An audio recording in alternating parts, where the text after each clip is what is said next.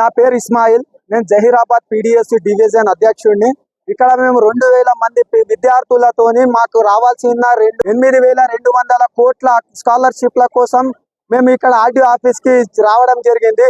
ఈ ప్రభుత్వం తక్షణమే మాకు రావాల్సిన నిధులను విడుదల చేయాలని కోరుకుంటున్నాము. లేదా అంటే ఈ ప్రభుత్వానికి హెచ్చరిస్తున్నాము, ఇక్కడ ఉన్న 2000 మంది విద్యార్థులతోని గాంధీ భవన్ కైనా ముట్టడిస్తాము అని ప్రభుత్వానికి హెచ్చరిస్తున్నాం. కాబట్టి మాకు రావాల్సిన నిధులనే వెంటనే విడుదల చేయాలని కోరుకుంటున్నాము. ఈ ప్రభుత్వము పదవులు పంచుకున్నట్లు దాంట్లో ఉన్నంత శ్రద్ధ విద్యార్థులకు కాపాడుకోలేకపోతుంది. ఎక్వైజన్ అని జరుగుతుంది.